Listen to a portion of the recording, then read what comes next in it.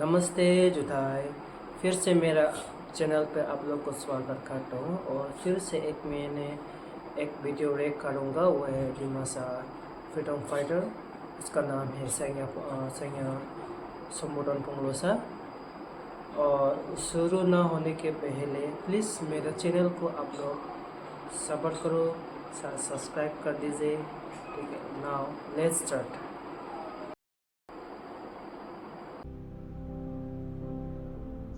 वीर समुदन फोंगलो दिमासा समुदाय के सबसे ज़्यादा महत्व और मान्यता मिलने वाले एक महान स्वतंत्रता सेनानी, जिनका नाम भारत के इतिहास में सोने के अक्षरों में लिखे जाने लायक है। एक महान राष्ट्रवादी, देशभक्त और रक्षक, जिसने अंग्रेजों की तुच्छ नीतियां और दिमासा राष्ट्र के विभाजन के खिलाफ आवाज उठाया और अंग्रेजों से लड़ा। एक सच्ची मिसाल बहादुरी और देशभक्ति का। नमस्ते दोस्तों, बहुत स्वागत है आप सभी का द ट्राइबल बॉय चैनल में। इस वीडियो को अंत तक देखते रहिए समुदन फोंगलो के इतिहास को जानने के लिए कि किस प्रकार उसने अंग्रेजों से लड़ा और विजय प्राप्त की। कई महापुरुषों की तरह वीर समुदन फोंगलो का जन्म फाल्गुन पूर्णिमा के शुभ दिन 16 फरवरी 1850 में लोंगखोर नामक की एक छोटी सी गांव में हुआ था। उनके पिता थे देफ्रोंडाउ फोंगलो और माता खसाइडी, जिनके 5 पुत्र थे: संबुधन, उमाकांत, रामाकांत, रामचरण या रामरेन और हाइसलोंग। उसने अपना बचपन लोंगखोर गांव में ही बिताया। बाद में गोंजुंग चले गए। गोंजुंग से बाद में फिर सोपरा गए, एक छोटा सा गांव नानाडिसा के सामने, और फिर सोपरा से सेमकोर महू नदी के सामने, वर्तमान में माइबंग सब डिवीजन के अंदर है सेमकोर, वहां पर गए। वहीं पर सेमकोर में उसकी विवाह नासादी नामक से हुई। दोस्तों, समुदन की याद पर कुछ स्थानीय जगहों का नाम उनके नाम पर रखा गया है, जैसे माइबंग की एक स्थान दिहुर फोंगलो समुदन के नाम पर ही रखा गया था उसे, और एक टंकी समुदन निजकोर के नाम से प्रसिद्ध मोतीनाला नदी के किनारे में है, उसे भी समुदन की याद पर ही रखा गया था। कहा जाता है कि समुदन काफी लंबा, सुंदर और बलवान था। वो भगवान शिव का भक्त था। उसकी बचपन से जवान तक की यात्रा युद्ध, समाज की एकता और भूमि की रक्षा को अभ्यास करते हुए बीता है, क्योंकि उसे एहसास था कि दिमासा कचहरी की प्रजा को बचाने के लिए ऐसा दौर भी आ सकता है और यह महत्वपूर्ण है। सन 1832 में अंग्रेजों ने सोडन कचार को कब्जे में ले लिया था और 1854 में सेनापति तुलाराम की मृत्यु के कुछ सालों बाद नॉर्डर्न कचार को भी अंग्रेजों ने कब्जे में ले लिया।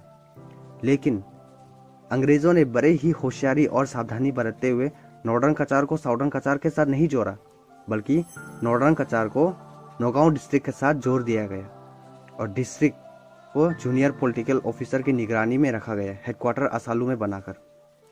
अब नौगांव के साथ नॉर्डर्न कचार को जोड़ने के बाद डिस्ट्रिक्ट बहुत ही बड़ा बन चुका था। इसीलिए सन 1866 में डिस्ट्रिक्ट को 3 भाग में बांट दिया गया। पहला, दियुंग वैली और कोपिली वैली को नौगांव डिस्ट्रिक्ट के साथ जोड़ दिया गया, और दूसरा, नॉर्डर्न कचार के बहुत बड़े हिस्से को नया डिस्ट्रिक्ट नागा हिल्स के साथ जोड़ दिया गया, और तीसरा, जो बचे हुए पहाड़ी क्षेत्र थे उसे नॉर्थ कचार हिल्स बना दिया गया। लेकिन समुदन खुश नहीं था अंग्रेजों के इस विभाजन और शासन नीति से, जिनका उद्देश्य भूमि के मूल निवासी दिमासाओं को कमजोर करना था। दिमासा राष्ट्र को अंग्रेजों द्वारा विभाजन करना समुदन को कतई ही स्वीकार नहीं था।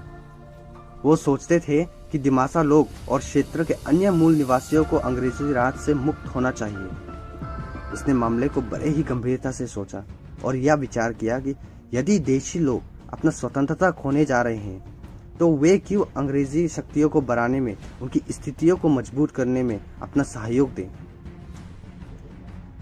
उसने सोचा, आजादी को खोना गुलामी को गले लगाना जैसा है। गुलामी जीवन जीने से बेहतर है कि वह भूमि की रक्षा या आजादी के लिए मरे। समुदन ने क्रांति लाने को सोचा। उसने देखा कि भले ही अंग्रेजों ने जिले को विभाजन कर दिया, लेकिन लोगों का दिल नहीं जीत पाया। इसलिए समुदन ने संकल्प के साथ अंतिम करो या मरो लड़ाई लड़ने के लिए तैयार की। अब समुदन ने विद्रोह के आयोजन के लिए नॉर्थ कचर हिल्स में बहुत ही भागदौड़ किया, जिसके कारण लोगों को अंग्रेजों के खिलाफ आवाज उठाने के लिए प्रेरित करने में सफल रहे। साथ ही साथ क्रांति के लिए बड़ी संख्या में युवाओं को जमा करने में भी सफल रहे। समुदन ने अपने अनुयायियों में से 2 लोगों को चुना, मानसिंह और मोलोंटोंग को। मानसिंह को प्रधान सलाहकार प्रिंसिपल एडवाइजर और मोलोंटोंग को अधीनस्थ सेनापति सबऑर्डिनेट कमांडर के रूप में नियुक्त किया। जब उसे लगा कि उसने पर्याप्त संख्या में युवाओं को नामांकन कर लिया, तो उसने निश्चय किया कि वो अलग अलग बैचेस में उनका प्रशिक्षण करेंगे। माहुर घाटी, जहां उसकी गांव सेमकोर स्थित थी, प्रशिक्षण केंद्र के लिए एक सुविधाजनक जगह थी। लेकिन माहुर में रहते हुए क्रांति के लिए शामिल हुए युवक इधर उधर गांवों में बिखर रहे थे, इसलिए समुदन ने अगला प्रशिक्षण केंद्र माइबंग में स्थापित किया। स्थापना के बाद उनको अलग अलग बैचेस में सिखाया गया। एक बैच में 30 से 40 युवाओं को ट्रेन किया जाता था और बाद में उनको ट्रेनिंग सेंटर में और भी नए युवक अपनी इच्छा से क्रांति बल में शामिल होने के लिए आए। समुदन की इस बढ़ती गतिविधियों को देखकर अंग्रेजी सरकार बड़े ही चिंता में आ गए। जब गुंजुंग में तैनात सब डिविजनल ऑफिसर ने मामले की सूचना अंग्रेजी के उच्च अधिकारी को दी, तब अंग्रेजी सरकार ने सब डिविजनल ऑफिसर को यह सलाह दी कि अंग्रेजी सरकार के खिलाफ विद्रोह करने वाले लोगों के साथ सख्ती से पेश आए। सलाह के अनुसार सब डिविजनल ऑफिसर ने समुदन और उनके अधीनस्थ मानसिंह और मोलोंटोंग को उनके सामने हाजिर होने के लिए कहा, लेकिन समुदन ने उन्हें उनके सामने आने की परवाह नहीं की। इसलिए बाद में डिप्टी कमिश्नर के सलाह पर सब डिविजनल ऑफिसर ने समुदन को गिरफ्तार करने के लिए वारंट जारी किया और उन्होंने एक पुलिस अधिकारी और 6 कांस्टेबल्स भेजे विद्रोहियों को कब्जे में लेने के लिए। लेकिन सब डिविजनल ऑफिसर ने डिक्टेशन पर और उन पुलिस अधिकारियों के हाथ पर सौंप दिया और उन पुलिस अधिकारियों को तुरंत ही माइबंग से निकल जाने के लिए कहा। कोंजुंग में पहुंचने के बाद पुलिस अधिकारी ने पत्र को सब डिविजनल ऑफिसर पर सौंप दिया।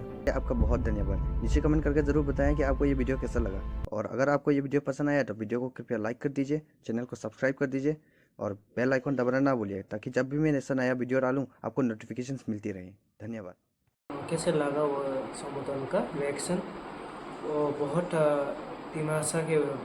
तिमाशा का प्लेस को बहुत हिफाजत में रखा था उसने, और उसका माँ ने उसका सेंग है ना, उसका शॉट जब खाना खाता रहा था उस टाइम पे उसका माँ ने उसका सेंग छुपा दिया था। बस उसके टाइम में वो लोग ब्रिटिश लोग भी आया था उसको वार करने के लिए, तब वो ऐसे में ही बातें भी कर रहा था। यहाँ तक ये मेरे वीडियो अच्छा लगे तो प्लीज़ सपोर्ट करना। ठीक है, बाय बाय।